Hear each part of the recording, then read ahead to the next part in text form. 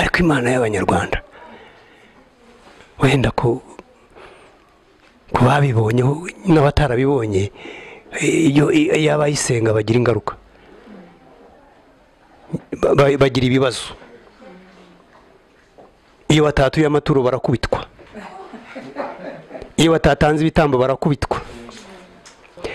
Kera najyaga mbona nyogokuru kandi yari afite umurimo wo kudusengera ngo iyo Mana yitatumerera nabi.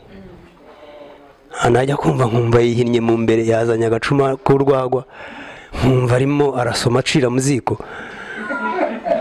ngo akira mandwa za mama na mabukwe, ngo ndindira abana, ngo ndindira abuzukuru, ngo ndindira abakazana, ngo nyamuna, ngo gerageza. Ugasanga mbese yashyashyanye. Iyo yatindaga kubikora akamara igihe atabikora, wajyaga kubona ukuntu umuntu yikubise hasi. Mwabonye aho umuntu yikubita hasi nta kimugushije, ukabona hekenye ururimi. Zaburi ya mbere. Izina rya Yesu Kristo turagushimiye, tugushimiye ko wabanye natwe, tugushimiye ko waturinze iminsi yatambutse myinshi, twagiye tunyura muri byinshi ariko wagiye turengera. Turagushimiye tugejeje kuri iyi tariki y'uyu munsi, turi hano muri uru rugo Nyiringabo Imana, nabyo tubiguhereye icyubahiro ko kuri data mwiza kandi utajya uhinduka, ibyo uvuze no kubikora urabikora. Turagushimye Mana, izina ryawe nirihimbazwe. Uyu munsi wo guhabwa inshingano muri uru rugo bwa kabiri nayo turongeye turayinezererewe ko kuri data. Haleluya.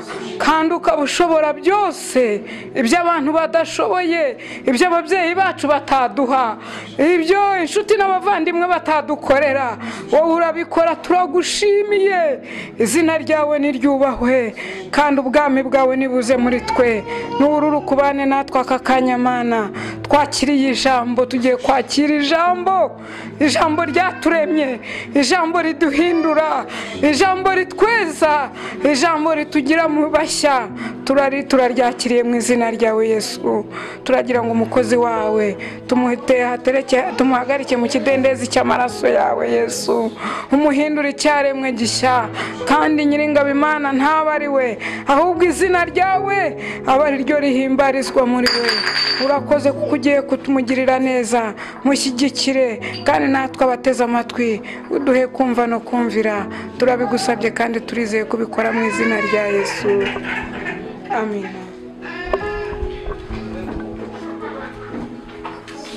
Mwiriwe, Yesu ashimwe. Mbere na mbere turashima Imana kandi turashimira na Mama Damuru, namwe kandi turabashimira. Murabibona ko uyu munsi wabaye umunsi mukuru. Iyo bavuze umunsi mukuru baba bavuze igihe habaye ibidasanzwe. N'uyu munsi rero habaye ibidasanzwe, niyo mpamvu ari umunsi mukuru. Kanshimire n'uyoboye gahunda ko duhaye n'umwanya ngo tuganire ku ijambo ry'Imana. Rero impamvu twese tunezerewe nuko turi abantu b'Imana kandi twese twaremwe nayo. Icyo tugomba kumenya nuko dutandukanye n'ibindi biremwa byose. Ibindi biriho, hariho n'ibiremwa n'abantu, ariko ibitaremwe n'abantu Imana yabiremeye abantu kugira ngo bibatunge. Bivuze ngo umuntu mu isi niwe ukomeye. Umuntu atari mu isi, isi ntacyo yaba imaze. Rero umuntu afitanye isano n'Imana. Imana yabayeho mu ijuru, ariko imaze kurema isi ibona ko igomba kuyiha umuntu. niba Imana iri mu ijuru umuntu nawe ari mu isi, kandi umuntu mu isi icyamuzanye ni ukugira ngo aheshe Imana icyubahiro. Ijambo ry'Imana rero iyo turivuga nk'abantu, ariko umuntu wese uryumva yitegereza Imana ntiyitegereza abantu. Tuvuye mu rusengero ariko twabonye regionali, twabonye umushumba wa paruwase, twabonye abantu, ariko hari Imana mwahabonyera? Nta Mana twahabonye, ariko burya abantu nibo berekana ko Imana iriho. Uyu munsi wa Madamuru yahawe inshingano yo kuba umudiyakoni. Ibyo babivuga baravuga ngo ni umurimo w'Imana. Rero kugira ngo umuntu azagere ku rwego rwo guhabwa inshingano hari aho biba byaraturutse. Ntabwo umuntu yakubona mu muhanda ngo uvuge ngo wowe ngo ngwino ngo ube umudiyakoni. Oya, bibanza kurebwa mbese imico y'umuntu. Umuntu uriya ninde? Ni muntu ki? Abaho ate? Amaze iki ku isi? Amariye iki abandi?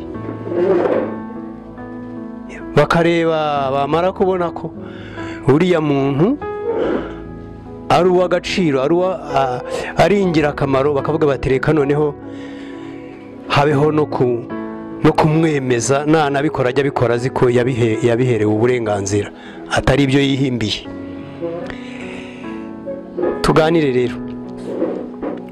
Cyambere turi abakristo. Kuba umukristo nicyo cyambere cyerekana ko umuntu ari umuntu w'Imana. Hari abantu batari abakristo. Abantu batari abakristo nabo ni abantu b'Imana, ariko by'umwihariko umukristo we ni akarusho, kuko ubundi twe turi abanyarwanda, ntabwo turi abakristo. Tuba abakristo kubera Kristo twizeye. Hari n'igihe dusenga ngo Mana ya Aburahamu, Mana ya Isaka na Isirayeli, abo ni abantu bakuri. Twakabaye dusenga ngo Mana y'ababyeyi bacu, babandi batubyaye, ariko dusenga ngo Mana ya Aburahamu na Isaka na Isirayeli. Abo ngabo iyo bakurikiranye bageza kwa Isaya, bikagenda bikagera kwa Dawidi, bikazagera ubwo Yesu avuka. Bariya abantu njya nkunda kwibazaho cyane, kandi nanjye nkunda buriya gakondo, buriya nkunda abanyarwanda. Njyewe niyo ngenda ahantu hose ngenda mfata abanyarwanda mbagereranya n'abandi bantu. Buriya abanyarwanda ni abantu beza, batandukanye n'abanyamahanga. Si uko ari iwacu, ariko abanyamahanga nyine urabareba ukabona hari ukuntu bameze, ukabona mbese n'isura yabo n'uruhu rwabo nuko bameze, ukabona nyine ni abanyamahanga. Ariko abanyarwanda ni abantu beza. Rero nkunda abanyarwanda, nkunda n'ibintu by'ibinyarwanda. Buriya no mu mbyino nkunda imbyino nyarwanda, bivuze ngo ibintu by'iwacu ndabikunda. Ariko nkibaza, naje kujya gusenga, nkasenga Imana y'Abayuda kubera iki? Kubera iki nsenga Imana y'Abayuda kandi ndi umunyarwanda? Kubera iki ntasenga Imana y'Abanyarwanda? Nza kubyitegereza nsanga Imana y'Abayuda kuyisenga nta ngaruka bigira. Ndabeshya? Nukuri nta ngaruka bigira. Umuntu arabikora, yashaka akanabireka. Umuntu afite uburenganzira bwo kubyemera no kutabyemera, afite uburenganzira bwo kubikora no kubireka, nta ngaruka bimugiraho. Ariko Imana y'Abanyarwanda, wenda ko babibonyeho n'abatarabibonye, iyo abayisenga bagira ingaruka, bagira ibibazo. Iyo batatuye amaturo barakubitwa, iyo batatanze ibitambo barakubitwa. Kera najyaga mbona nyogokuru, kandi yari afite umurimo wo kudusengera ngo iyo Mana yitatumerera nabi. Anajya kumva nkumva yihinnye mu mbere, yazanye agacuma k'urwagwa, nkumva arimo arasoma acira mu ziko. ngo akira amandwa za mama na mabukwe, ngo ndindira abana, ngo ndindira abuzukuru, ngo ndindira abakazana, ngo nyamuna, ngo gerageza. Ugasanga mbese yashyashyanye. Iyo yatindaga kubikora akamara igihe atabikora, wajyaga kubona ukuntu umuntu yikubise hasi. Mwabonye aho umuntu yikubita hasi nta kimugushije, ukabona ahekenya ururimi, umve, ukabona ahekenya ururimi, ukabona urufuzi ruraje, ukabona akanuye amaso aragagaye, akahavanwa n'abapasiteri b'abanyarwanda, abapfumu.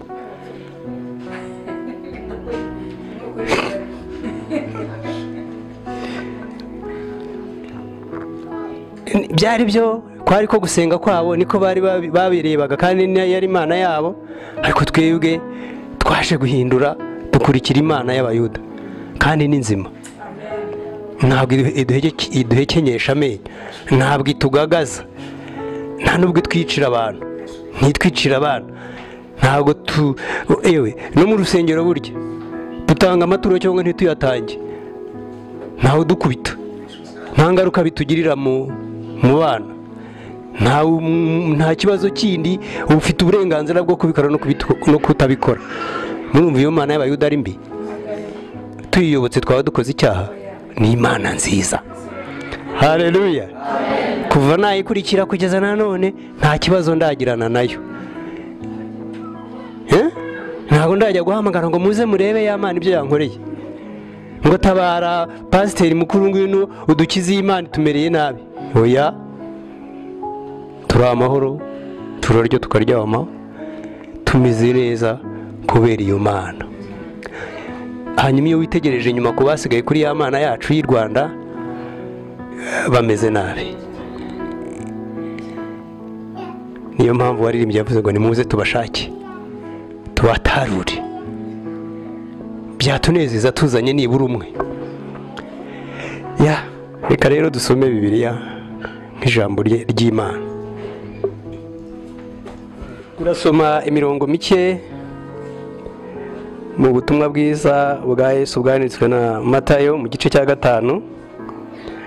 Turasoma umurongo wa 13 tugeze ku wa 16. Twimukiye ku rupapuro rwo hirya, dusome mu gice cya 7 ku murongo wa 21.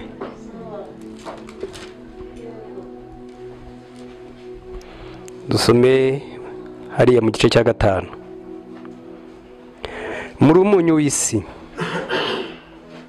mbese umunyu nukayuka waryoshwa n'iki? Ntacyo bukimaze keretse kuwujugunya hanze abantu bakawukandagira. Muri umucyo w'isi, umudugudu wubatswe ku mpinga y'umusozi ntubasha kwihisha. Nta bakongeza itabaza ngo baritwikirize intonga, ahubwo barishyira ku gitereko cyaryo rikamurikira abari mu nzu bose.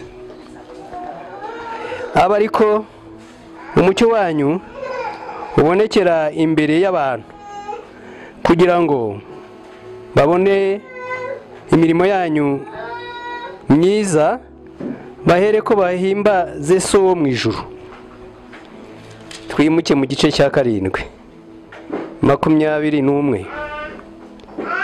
Umuntu wese umbwira ati mwami mwami, si uzinjira mu bwami bwo mu ijuru, keretse ukora ibyo Data wo mu ijuru ashaka. Haleluya. Imana ishimwe cyane. Isi irashaririwe. Ikintu cyose gisharira kugira ngo kivemo ubushari gishaka umunyu. Nibyo? Iyo utabonye umunyu ntacyo gitanga. Urebe ko gusharira ariko uzi ko n'ubutaka ngo busharira, ntibutange umweru kubera ko busharira. Kugira ngo bwere bakagomba kubushakira nabwo umunyu.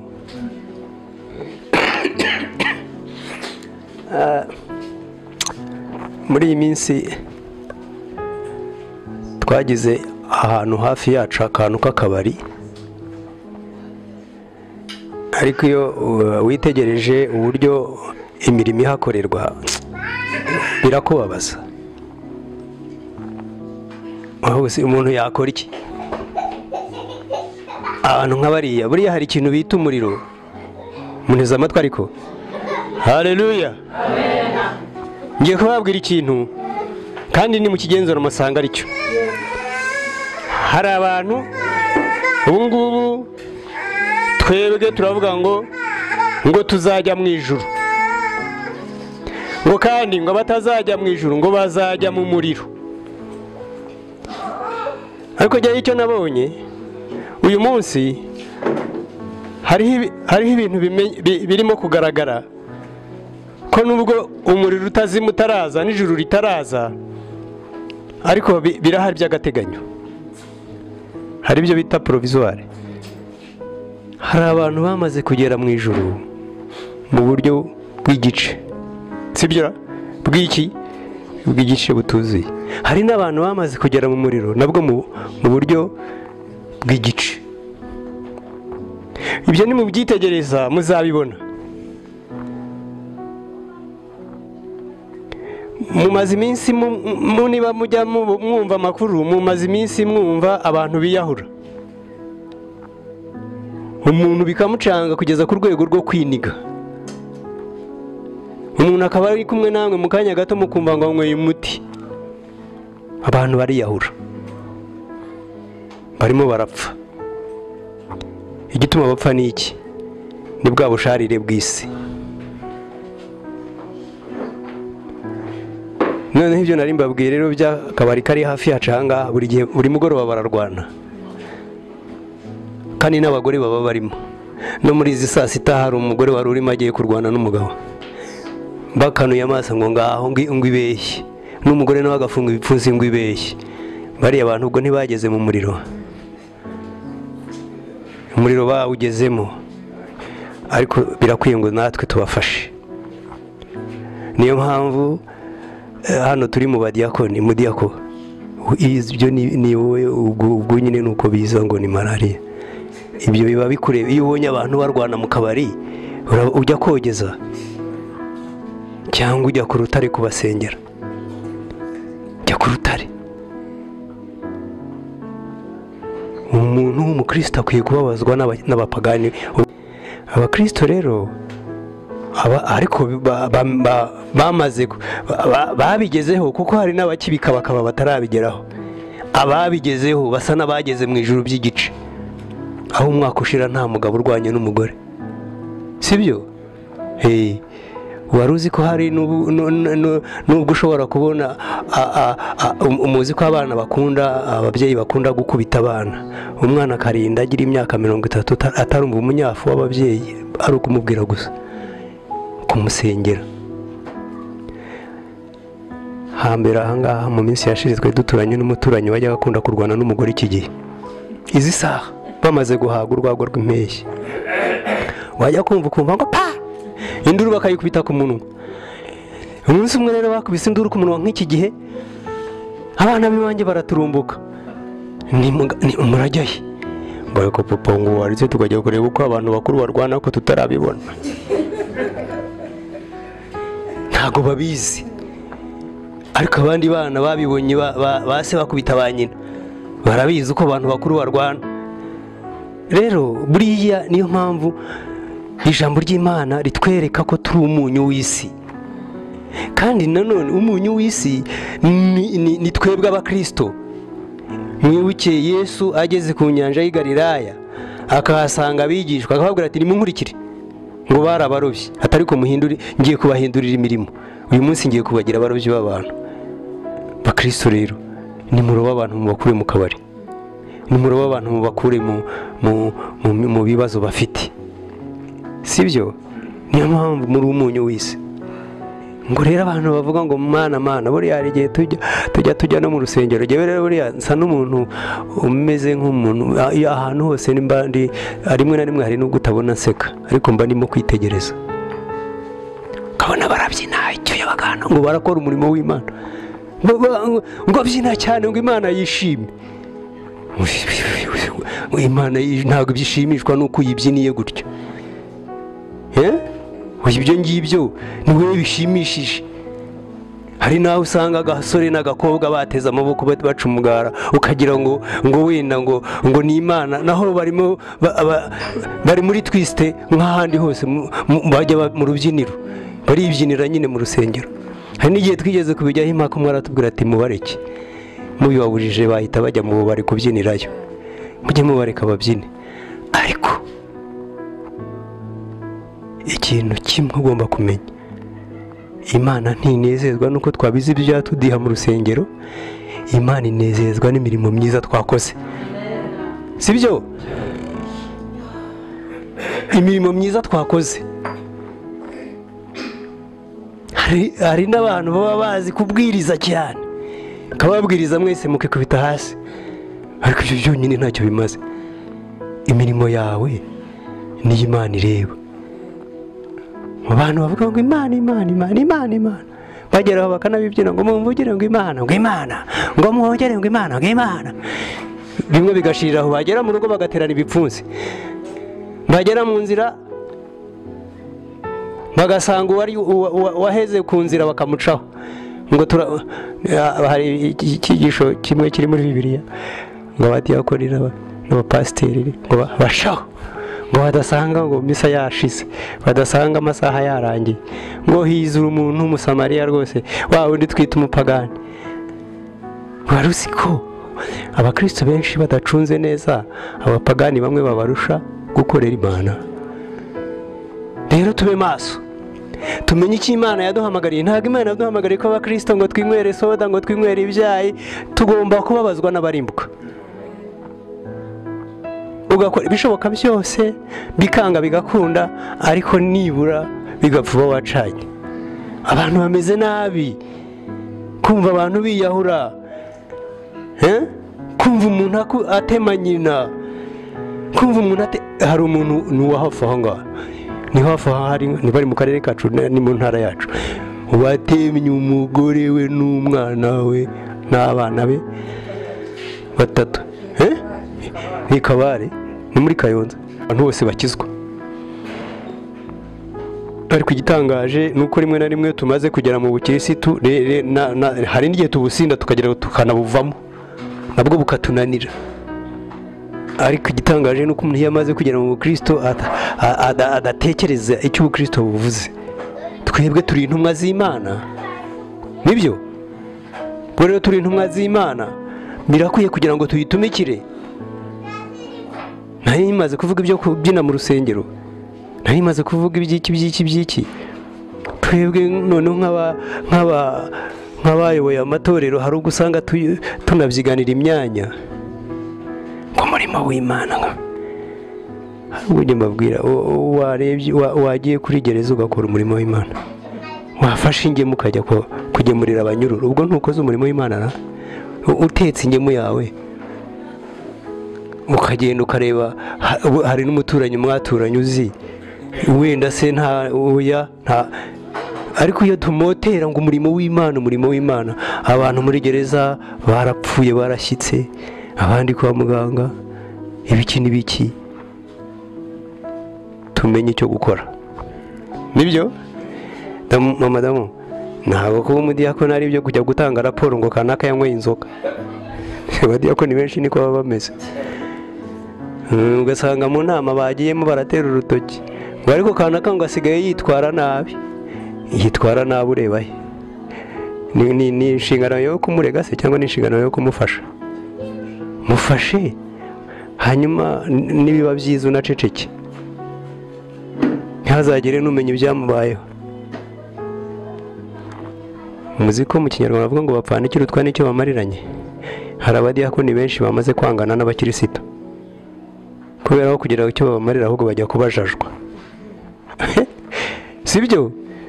Ngajya kubajajwa. Buri utamujajwe kamubwira utariko kamufasha akazabivamo, yazajya kuratira n'abandi akavuga ati mfite umukristo mwiza, hari umukozi w'Imana. Ariko ikibazo tugira, twumva gusa ibyacu ari ukujya gutanga raporo, tukumva ibyacu ari ukuvuga iby'abandi. Oya, buriya mudiyakoni ni umushumba. Wari uzi ko umudiyakoni ari umushumba? Niba mutazi ikintu gikomeye mu itorero ni umudiyakoni. Umudiyakoni ni iyo umushumba imirimo idakozwe ikorwa n'abadiyakoni.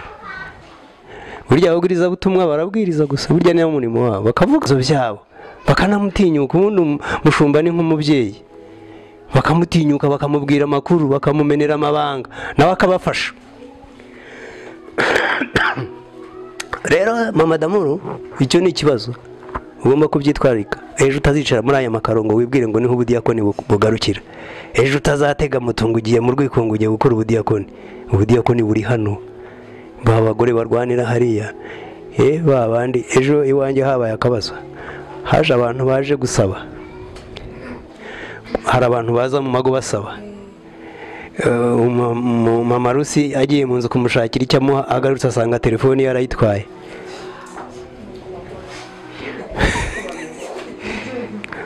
Ibyo nta kibazo, niko bimeze. Ibyo ugomba kubyakira.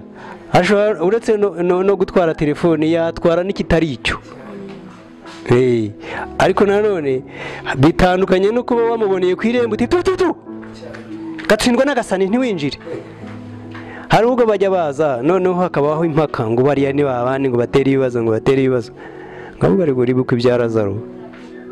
Wabona ari ba Lazaro Imana iba yohereje. Reka Bibiliya iravuga ngo usaba umuhe, wamuhaye impamvu ituma agusaba ko ari nayo mpamvu yatumye wowe ugira ibyo agusaba. Nyine rero biragoye ibyo kuba umukristo. Hari nubwo tubivuga, usanga abantu bitwa abakristo nyamara atari bo. Usanga abantu bitwa abadiyakoni nyamara atari bo. Usanga abantu bitwa abashumba nyamara atari bo. Tugomba kumenya uko bikorwa, tukabyitwaramo neza, kuko Bibiliya iratubwira ngo abavuga ngo mana ntabwo aribo bazabona ubwami bwo mu ijuru, keretse abakora iby'Imana ishaka. Hari naho Yesu avuga ati nzabirukana. Hazavuga ngo nimwumve imbere mwa nkozi z'ibibi bimwe, sinigeze no kubamenya. Tekereza rero, kandi twara abashumba twara abadiyakoni, ariko by'icyubahiro gusa bitagira umumaro. Tubikore twe kubyitirirwa. Haleluya. Mama Damuru, bikore we kubyitirirwa. Kandi ubwo nkuciriyemo kandi usanzwe nabizi, ni nko kugira ngo twibukiranye. Ariko Imana itugirire neza. Kandi saba diyakoni gusa, ahubwo n'abakristo bose. Jewe nabonye hari ibyo twitanga umuntu ngo abakozi b'Imana, abakristo bose baba ari abakozi b'Imana. Ahantu hose umukristo agomba kuba ari umuntu ushinzwe kwerekana Imana ko ari nziza no gukora ibikorwa by'Imana aho ari. Noneho abantu bakajya bamwibazaho bakavuga ati ariko ninde ukora ibi, ni muntu ki? Nuko bazagenzura ko bati ni umukristo. Sibyo? Ab'iki gihe rero benshi baratukisha Kristo aho kugira ngo bamuheshe icyubahiro.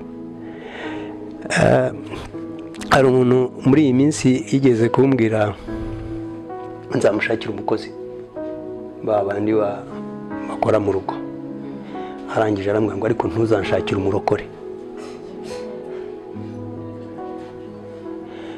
Nise kubera iki kandi uri umurokore? Atoye giye sinshaka abarokore. Nise kubera iki? Nisobanurira arambwira ngo ya abarokore bigize nabi, ntago bubaha abashebuja. Ngo wigurira inkoko akayiteka agashaka ko urya akaguru kayo nawe akarya kandi. Wavuga uti se wowe nka umukozi wanjye ukwiye kurya inkoko nk'ishewe? Ati se nuri mwene data? Ati watera amahane agatanga raporo ngo ntukizwa. Abarokore bararegana. Baho umugisha.